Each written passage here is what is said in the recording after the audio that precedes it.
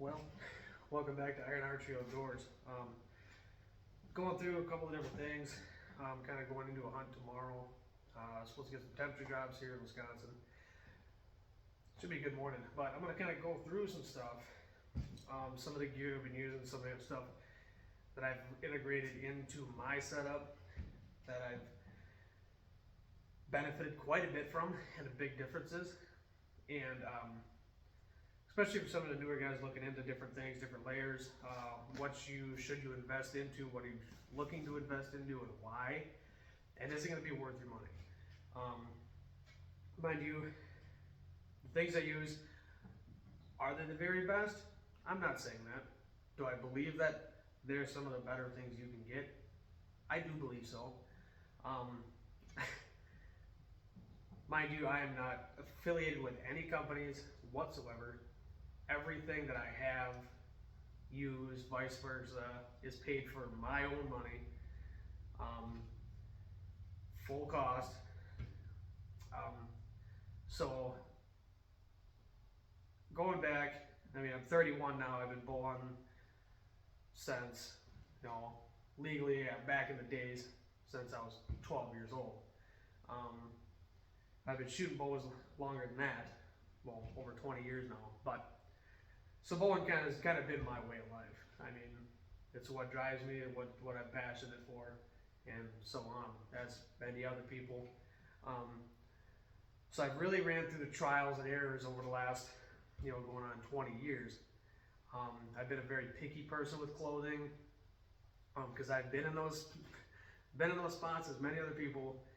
Is you find your weak links when they're put into situations that they're not designed for, and I feel that those are scenarios where there's a lot of people that don't end up in those scenarios, and that buy a lot of expensive gear that never fully actually use that gear to what it's actually for, where they didn't even have to spend that money on those kinds of gears because really they didn't even need it, So I'm kind of a person where, as you kind of look back into employments, is you've maybe heard the saying, hire slow and fire fast, okay? Is you pick your clothes accordingly of what you need and what your intended uses of it for, and what are you going to benefit from it. And going to the fire fast side of that is, if something's not benefiting you to what you need it to, get rid of it and get something else. Because there's no point of suffering with a piece of gear, because you don't have to. There's tons of options out there. Okay, and a lot of these clothings you can resell it for a pretty good cost. And that's kind of a thing that's overlooked by a lot of people. Just because you buy something like a bow, obviously you can buy it, shoot it for a month. They don't hold their value near as well.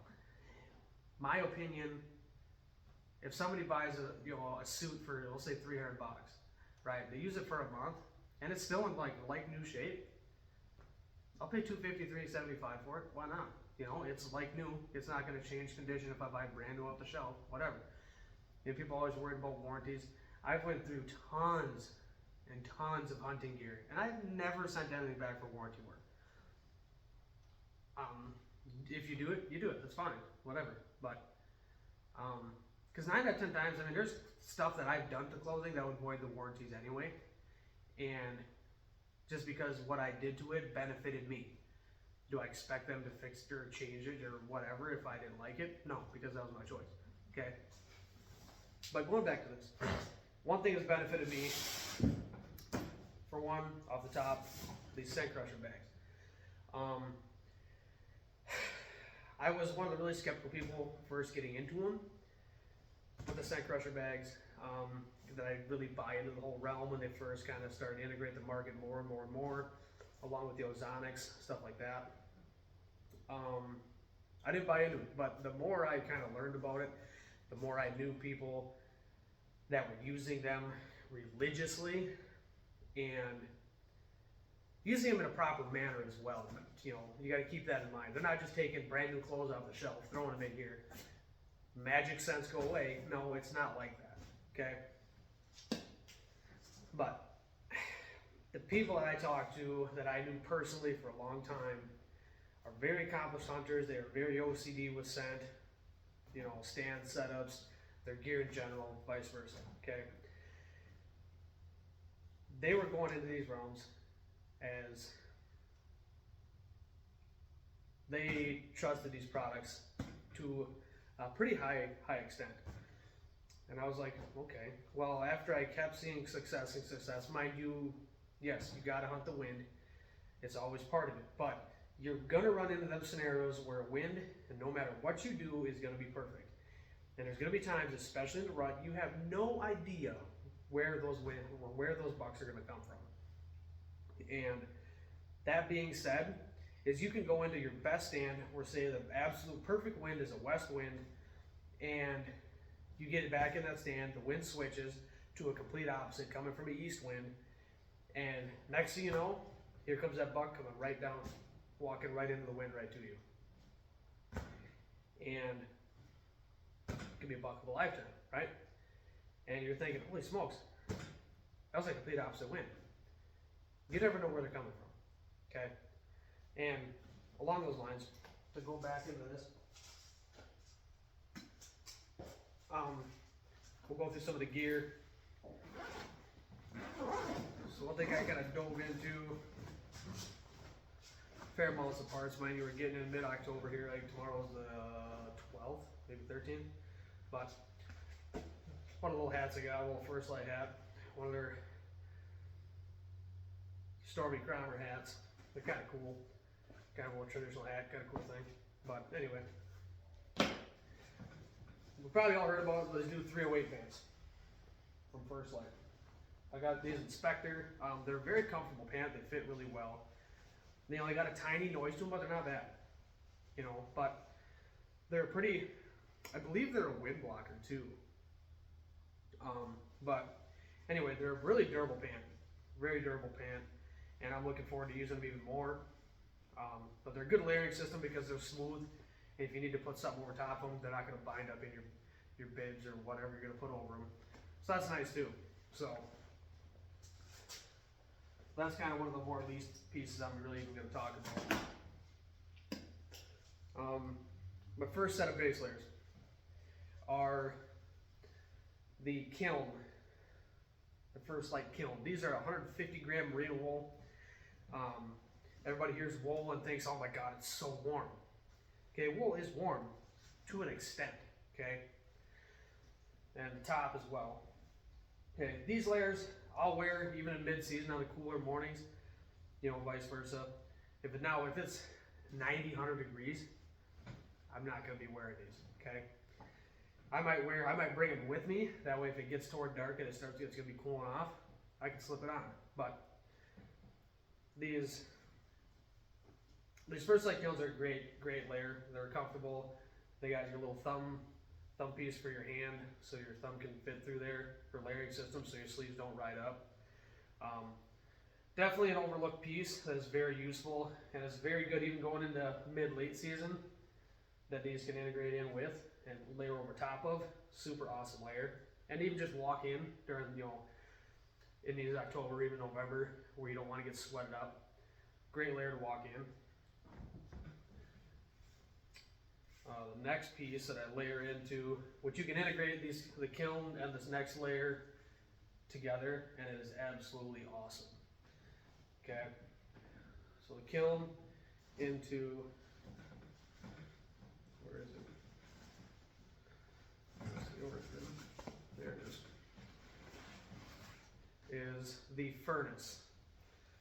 The First Light Furnace. This is a 350 gram merino wool.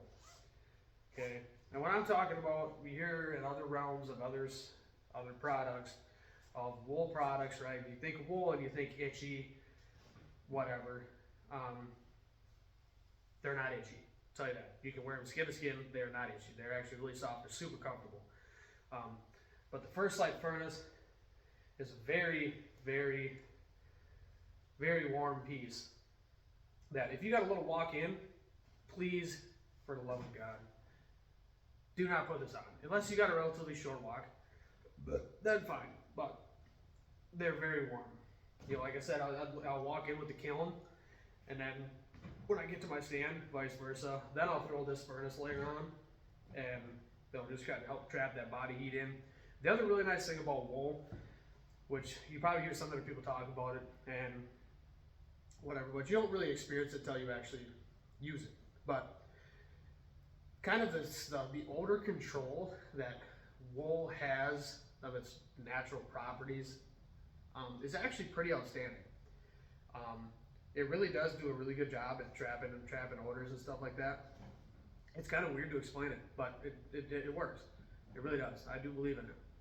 And so you integrate these two together. I mean, you're looking at 500 grams of merino wool on your first 2 layers. Super awesome layers.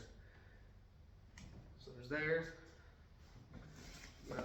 Okay. The other new one that they came out with was obviously you're gonna have a furnace bottom, but they got this furnace 3/4, right? This is basically an above boot style, and it's built like that for a reason, where you can completely unzip these sides of these legs like this, undo your little Velcro on the inside, and open this up. So you can put these on when you already have layers on. You can literally split these pieces almost in half, other than through the crotch, and slip these on over top of something else. So super, super awesome idea from First Light. Hats off to them on there, because I've been in those spots where I walk to a stand. I mean, I've walked in my pajama pants, a thin pair of pajama pants, and a long sleeve shirt, and walked a mile and a half in the public. And then you get back, and then you're like, oh, now you gotta get layers on, take a layer off, put on layers on, vice versa, blah blah. We've been there, especially if you've been in a long distance public land hunter. You know what I'm talking about, right? It gets frustrating. Well, when you don't have to take anything off, where you can just slip layers over, you get a sweaty layer walking in those long hunts and you want to get rid of them, get them sweaty layers off, put them in the bottom of your backpack, put your new layers on, you're good to go. Well, scenarios like these, obviously if you get that sweated up, take them off anyway. But something like this, if you're sitting in the stand, like right now, we got some weird weathers where we're dropping on mid-low 30s at night, or we're getting up in high 50s, 60s during the day. Well, probably not a good thing to walk in with these, right? But toward dark, where it's going to start plummeting, where you might hit 40 degrees in the last hour, 35 degrees, where you're wishing you had this on, and you're sitting up in a stand 20 feet, and you don't want to be taking layers off, right? Well, now you can just unzip these legs, put them on, you're good to go, right? So super, super thought out product, and really looking forward to putting this to more use. Another little added feature, what I like to do for those hot days, is just keep an extra t-shirt in your pack. Extra t-shirt, hot days, walk in with a t-shirt. You don't get your main layers sweated up, whatever. And if you wanted to, just throw it in as another layering piece if you wanted to, whatever. But carry another t-shirt, if you get a little sweat on this, you just roll it up good, throw it in your pack, throw your outside layers on, you get in your stand. Okay. The other side, this is just an Origin beanie. Nice little piece, nice little warm, but it's not super warm, so these mild fall days, stuff like that, pretty good. I even run it down into cooler temps, still really good. Going back to, speaking of the Origin, or these Origin pants, First Light, really good layering piece. They're kind of a slick design, but the cool thing is they got this little piece on the foot where your leg comes through and your heel will stick out here and your foot will come out the front side here, through here. It's probably hard to kind of tell. Hopefully it's zoomed in enough you guys can see this stuff, but where it's got a break on the bottom. Okay, so the arch of your foot will be on this part, coming down the leg like this, and it'll split like this. So your heel will be right here, and your foot comes out the front of it, obviously here. So when you want to slide layers over top, they're not sliding up your legs. That's one thing that annoys me. Then you feel all bound up in your legs, and you're moving your legs all the time, trying to get them comfortable, whatever. You don't have that problem with this, and super nice. But they're not. I don't even remember what the actual weight of them is. Like, they're not super warm. It's a nice, like, average day thing. It's in your 60s, whatever. These are a really nice layer, and they're super dead quiet. I mean, there's no noise to these things at all. So, and it's nice to layer over top too because like it's a slick layer so it doesn't bind up on stuff. So, another really good layer. Going into that is the Origin beanie. Or not Origin beanie, the Origin soft shell jacket, I guess you would say. It's got the articulated hood that First Lite's really known for, which kind of just stays tight around your face, so when you move your head, you don't look it into the side of your hood like this. You know, it stays with your head when you're moving your head. Super nice. And the other nice thing too is when you leave your face mask at home and you kind of wish, or left it in your tote in your car or whatever, and you're like, oh, whatever, you know. These got a face mask built right into it. Okay, so that's super cool. So if you want to use it, it's always there. So I love this layer of Terkion, you know, because Terkion, they are super good at seeing movement and they're super good at with noises. Just like deer are. Super dead quiet material, and you always got a built-in face mask. You never got to worry about carrying one because it's already here. And it's quarter zip. It's got a pocket on both. It's got a pocket on the left side of the chest. You know, you put a rangefinder or whatever else in. It's got the big kangaroo pouch up front, down here, you know. The other thing, what was I going to, oh yeah. And these also have the little integrated thumb piece in the sleeve, where if your arm's through it, you can put your thumb in there where you're layering, so your sleeves don't ride up when you're putting something over. Another great thing, a lot of layers from First Lite have that integrated thumb and stuff. It's just really nice. What else I got here? That's another thing with these Scent Crusher bags. You can fit a lot of stuff in these bags. I'm not done yet. Just another First Lite hat. You know, I'm not a big fan of wearing hats, but sometimes I do, especially if it's really hot out. Sometimes I'll wear one, but you always gotta have hats. What guy doesn't have enough hats? Another pair of like little suspenders integrated with. One I actually got for my saddle, but I just keep it here all the time anyway. A pair of First Lite ones. These can clip in. I think these are actually for my Obsidian pants. But I was like, well, whatever, I'll wear them for something else anyway. Bino harnesses. This is the FHF Pro M harness. This has been a really good harness for me. I've never been a fan of a lot of harnesses because either A, they move around, or they're kind of bulky and you're always worried about being in the way for your string, whatever. I've got miles and miles and miles and miles with this harness on. And they stay put, they stay tight to your chest, you bend over, they don't flop out in your face, whatever. You can get these little stretchy bungees off FHF too. So I hook it to the rangefinder. You know, if your buck comes in, you need a ranger quick, you pull it out, and for some reason you miss this thing, right, it ain't falling to the ground, okay? Another super nice little added feature in there. They got the little pouches on the side here where for little scent bottles, or not scent bottles, but your little wind checker bottles. Just tucked in the side. They're basically a one-handed operation. They just got a little front elastic piece there. They flip open, take your binos out, slide in there. And it's all nice material. These things are built like tanks. They are built to be abused. I mean, I've got hundreds of miles on these harnesses, and there's no backing down on them. Another layer I had, or another pack, the pack I use a lot, is this Alps, I believe it's called the Little Bear, but it's kind of like I don't know really why you call it, whatever, but you know, it's just a single pack down here, but it's got a pouch on each side of your belt over here. So it's really nice for hot weather. So obviously your back ain't sweating up with a full backpack on. But here's the cool thing with this. You take this top zipper, zip that open, and you got a full backpack in there. And it just clips up here on the top of your harness like this. So if you need to take a couple more layers with you or whatever, now you got a full backpack. Okay? Super cool. Super great idea. And to be honest with you, I've actually never even used this part of the pack. This because I originally bought it just because I wanted the lower style of pack, and it's a quiet pack.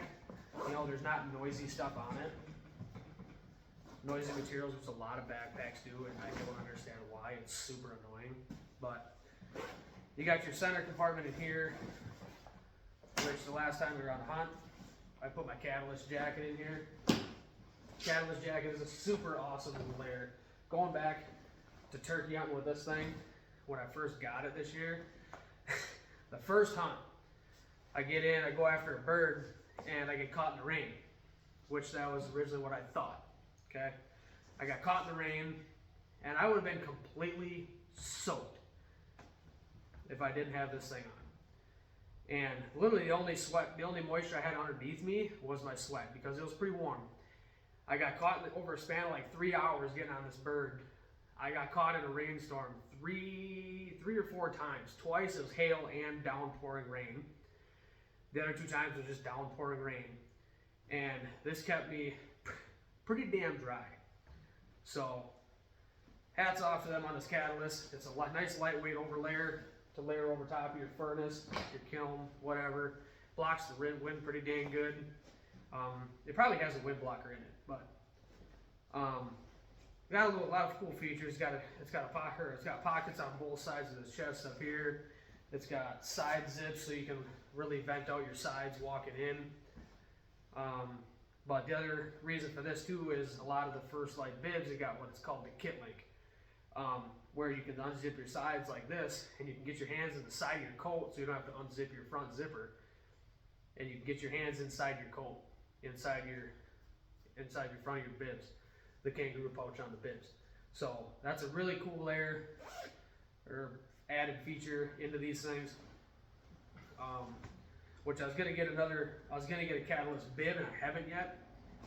Partially because I did upgrade another part of the system, which I think is gonna be absolutely awesome. I haven't even had to sit with it yet, but I think it's gonna be a big game changer in my opinion. Is going into, oh, now we got our furnace beanie, you know, the temps really drop. You can put that on if you want. We're going up here. Is these layers, this layer right here, is this new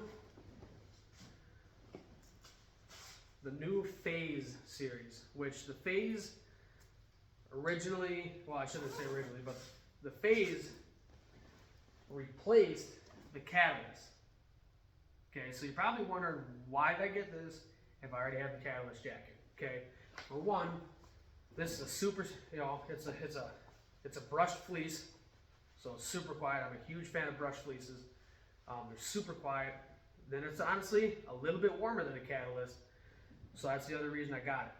I was debating on going into a Core series, but I have the Solitude 2.0, which they added the wind blocker. Some people say the Solitude is pretty noisy. I personally don't think it is. I mean, I've hunted with a lot noisier pieces and never had issues. And it's also material where if you're walking through spots that got little burrs and stuff like that, where going back to some of the Sitkas where they got that, they kind of like the Permaloft, not the Permaloft, but just kind of more of that shaggy fleece. Everything sticks to it.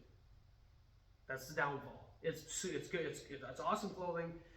It's super dead quiet. It's warm, but everything sticks to it. And that was kind of my thing when I had the Stratus suit. I really liked it. It fit good. Everything. I didn't have any complaints with it at all. But I just did not like the fact of having that longer fleece on the outside, the Berber fleece, whatever you want to call it. I don't remember, but is everything sticks to it, and it's shaggy enough to the point where it's tough to get out of it. Where a brushed fleece like this, some stuff is going to stick to it, but most stuff's not gonna, and it's going to be a lot easier to get off. So that's kind of the one thing. And these were designed with 100% windproof layer, which I have talked to a couple guys that, again, trustworthy guys that I know well that aren't just going to say stuff to sell stuff. They absolutely love it, and a couple of guys are actually duck hunting with it, wearing it over top of some layers, running down the river on the boat in cold temps, and they had no wind coming through it. You know, and they're running 30, 40 miles an hour on the river.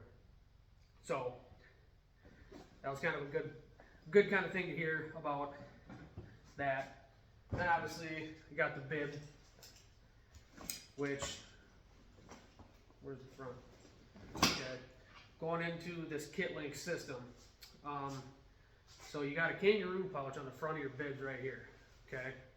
Where we can go to that KitLink in the jacket, unzip your side, slide it in, and you get it in here inside your bibs, where you could have a hand warmer or something in there. Obviously you got the full zip legs.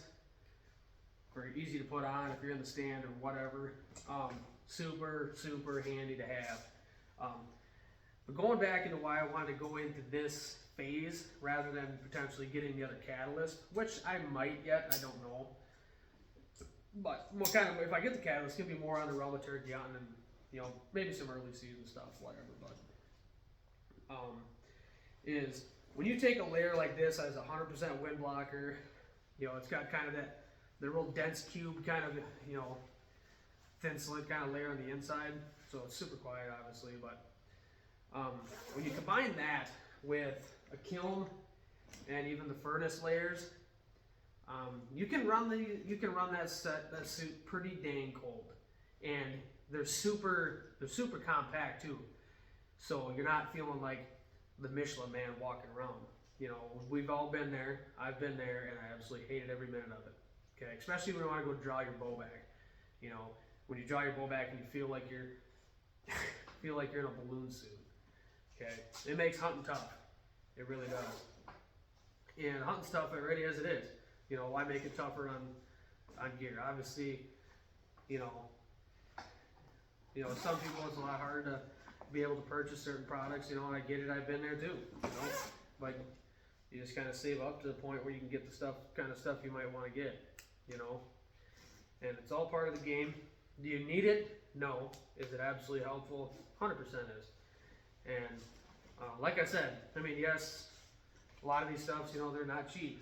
But like I said, if I'm buying something, it's going to be to upgrade something I have.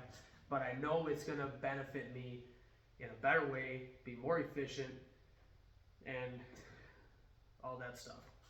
Okay. So going back into this thing too, is different from the Catalyst and the Solitude. These layers, they're more designed of more like kind of like an athletic kind of fit. So they're a little more fit. So they obviously thought that in design, because you got to have some of that bulk for heat. Because if it's so tight, you're not holding heat. Okay, but these things, they pack up super small. Okay, you know, that's not even rolled up tight. You know, I just kind of just fold it up. You know, I could fit that and probably another layer in that little bit of backpack I just showed you. So that's that. A couple other layers I'm gonna show you.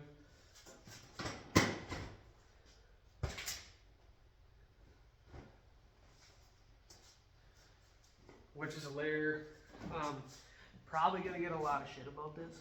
Excuse my French, but I've been one of those guys where I will sit and some brutal stuff. I mean, I work in this stuff, being an iron worker. You battle the elements. It don't matter what it is, you're gonna battle it one way or another. And I've been in those hunts where you freeze your stinking butt off, and it is not fun. Especially when we all know when those big bucks are going to show up, 9 out of 10 times is going to be the last hour of light. And that's when it's the coldest out of the day. Okay. Is these heated pants, and I got the heated vest by Numa. P-N-U-M-A by Numa. They're like, you can run it over top of another layer, but I just run them, I either put them on top of my kiln layer, and they got a grid in the front on your chest, and they got a grid in the top, you know, kind of top and mid back. And I believe there's one lower. Yep, they got one on your lower back.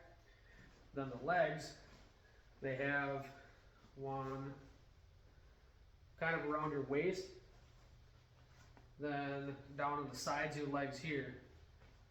So it'd be kind of like in here, which is really nice because that spot's where I get cold. But they're super compact, easy to change batteries. They're little battery packs. So, do I run these 24/7? No, I do not. Okay, because you can turn these up and you can get them pretty dang warm. But the reason I got them is for those last hour times, last 2 hours, whatever. Or if you're planning on sitting all day, obviously you got a couple backup batteries if you need it. But when you start to feel that kind of that brisk chill coming down your spine, that's the beginning of the end. Okay, I've been there. And the last thing you want is to be shivered to the bone, shaking, and you look over and that buck's coming right down the trail to you. Okay, that's the last thing you want. So the last hour of light, last hour and a half, 2 hours, I'll flip these on low, keep my body temp up so I'm not sitting there in the last, the prime minutes where you're freezing your tushy off and the only thing you can think of is get me out of this tree stand because I'm froze. Okay. That's where these come in handy. And I'm telling you, going back to 2 years ago when I ran the Sitka Stratus, I layered fairly light underneath and I had these on. And opening weekend of gun season here, we had low double digits, high single digits. And I decided to sit on a ridge top because it wasn't supposed to be windy. Well, about 9:30, 10 o'clock, the wind kicked in. And man, did I feel like I was starting to get cold. Then I remembered, dude, I got my heated layers on. And I flipped them on, and I warmed myself up, got myself warmed up, got my inner layers warmed back up, got the chill out of my bones, turned them off, and I was good for another couple hours. Flipped them back on for a little bit, and rode all like that the rest of the day, and I sat all day. And everybody else is sitting back at home or at the truck warming up. And so it's a way to keep in the field. So, and you add that into a 100% wind blocker, like this first phase, is you could trap a lot of heat in there and it'll stay in there. So that's another big added thing, and people got to think about that. And they're not as, and now they make a long sleeve version of this too, where I didn't know they had that at the time, which potentially I probably would have bought instead of the vest, or maybe I'll just add that other piece to the arsenal. Another thing I'm going to add too is this. Find my one spot. Is feet. My feet have a really bad tendency to get really hot when I'm walking, especially when I'm walking long ways. Those mile-long in walks, 1.5 miles, 2 miles, whatever you're doing. Especially if you're out west in the mountains where you might hike 3-4 miles, get somewhere, and then you'd be sitting for the rest of the day or something, whatever. Overlooking a draw, whatever it may be. But here in Wisconsin, bow hunting, or even gun hunting, you hate walking in with 1,200, 2,000 gram boots, right? Because your feet are gonna get hot, then they sweat, and then guess what? 2-3 hours later, your feet are froze. And then even on that side, if you want to switch spots or you shoot something and you're gonna get down, you're gonna get it gutted out, drag it out, whatever. Now you're wearing these big clunky boots, and they're just inconvenient. Okay, and I'll tell you right now, after hunting a couple seasons like this, I'll never buy a thick rubber boot again, ever again in my life. I have no use for them other than digging around the farm or ice fishing, whatever. But all I do literally is I'll wear like a medium or a heavyweight darn tough sock, which going back to the wool socks, those darn tough wool socks, 100% worth it. They are awesome wool socks. Then I'll put my Danner pronghorn boots on. I wish I had one out there. I'm not even really sure where they are. They're probably in my car, but anyway. But I'll put those two on. That way my feet are still compact. They're not bulky, clumsy, whatever it may be, hiking, stuff like that. I get up in the stand, temperatures cool down, or if it's already pretty dang cold out, you get in your stand, you got these Arctic Shield boot insulators, okay? Then you got this little tighten up piece on the top, but you just slip your boot in there, zip up your back, and I was told from a buddy when he was using these, he's like, dude, you do this, you'll never buy anything else. And well, I'm going to tell you right now, he was 100% right. Because if your feet even get to a point where they start to feel a little bit cold, drop a hand warmer in here, and your feet will not be cold. It has changed my game, especially with my feet. Like I said, my feet get sweaty really easy when I'm walking, and that is the absolute #1 killer when when you're sitting in cold temps. Sweat will wreck a hunt really fast. And on that too is socks. People want to just layer up a bunch of socks, that a bunch of polyester, cotton in them or whatever. I'm sorry, but polyester and cotton are not warm. I don't care how many layers of socks you put on. Okay, they do not hold heat at all. Okay, they might feel like they are, but they're not. Okay, your feet are gonna get cold. So get a good pair of high percentage wool socks, like Darn Toughs. I believe they're like 78% wool or higher. So one, you got the wool factor in there helping eliminating your feet odor. Two, your wool is really good with wicking moisture off your skin. And obviously, as long as you keep your moisture off your skin, you're gonna stay warmer. So wool socks, huge good thing. Wear within reason, okay? Obviously, if it's 40 degrees outside and you have a pair of waterproof boots or whatever, like the Danner Pronghorns like I use, they're not an insulated boot. The ones I have, they're just a waterproof version, but they're fairly warm, okay? You put those two together, your feet are pretty good. I can run those down into the 30s, and my feet are usually fine. And then, like I said, if you start to get a little cool, put these in, put your feet in these guys. Drop a hand warmer in there if you absolutely need to, and your feet are gonna stay warm. And the first things to get cold on your body, 99% of the time, are your back or your feet. And the nice thing about these two is you put them here, they don't take up any room. Okay, put them in the bottom of your bag, leave them in there. And they don't weigh anything. They're super light. These whole, maybe a half a pound between these two. Super awesome. So. Some of the other layers I think are pretty decent on, but I hope kind of some of that guys helps you. It kind of gives you a little insight on some stuff that I use, what I've integrated in.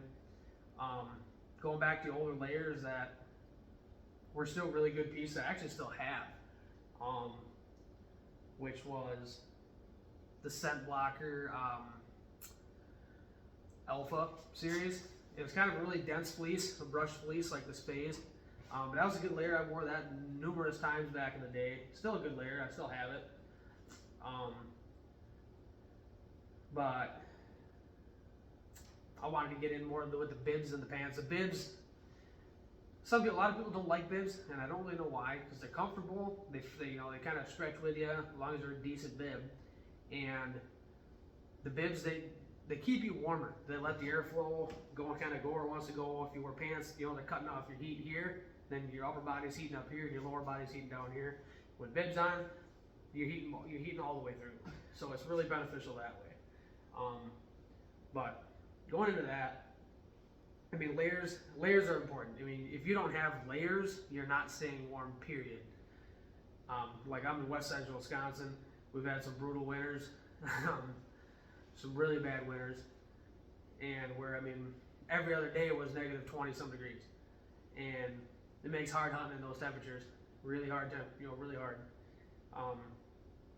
But as long as you got some good layers, you can bear a lot of elements big time. And that's a lot of times what it takes, where sometimes those big bucks, they're not getting on their feet, and then all of a sudden you get big bucks on their feet, and you look at the thermometer, it's negative 15 degrees outside, and you're thinking, screw that. Well, then the one stubborn buddy that's out there bearing the elements, excuse me, that's out there bearing the elements, and he shoots a giant. And you're thinking, what the heck? And you can't be on the couch and kill him. That's what it comes down to, and sometimes that's the only option. And if you ain't got some of the gear to bear those elements, then it's just a weak link in your arsenal. And it takes time to build up a good arsenal that you trust and that what's efficient for you. And that's the biggest part of it. What works for you might not work for somebody else. Everybody's a little different, But basically, what's right in this tote right now, I can run the entire season on this. I'm talking 80, 90, 100 degrees, beginning of season here in September. all the way in through late season bow hunting. And if I absolutely need to, I'll bust a Solitude out, just a little warmer in the phase, and I'll put layers on, I'll wear my kiln and my furnace and maybe my heated layer underneath that, and I can run that really cold, and that's a wind blocker, water resistant layer, which I hunted a fair amount with the Solitude last year, and it's a good layer. And now this year the Core series replaced the Solitude. Haven't really deciphered the fact if I wanted to jump to that suit yet or not, but probably not, because I think with what I got now, I think I should be able to run pretty long in the season with it. And most of the time, when it comes to late season bow hunting, after rifle season, Christmas time, stuff like that, most of the time I'm done hunting by that point, unless it's been a really hard year and we're still scrapping for meat in the freezer. But on that side, though, I hope that kind of helps some of you guys out on some of your arsenals, and that's kind of what we got looking forward to using this year, and you'll probably see in some of the upcoming videos. And we'll keep you posted what we feel like, especially this new phase suit. I'll make another video later on of my reviews on it, how it's holding up, and what I feel like. Maybe I'll change some layers underneath to kind of accumulate to certain, weather scenarios, stuff like that, to better it. But other than that, we're gonna run it, and we're gonna run it through the test, and we're gonna beat the heck out of it. So, yeah, stay tuned.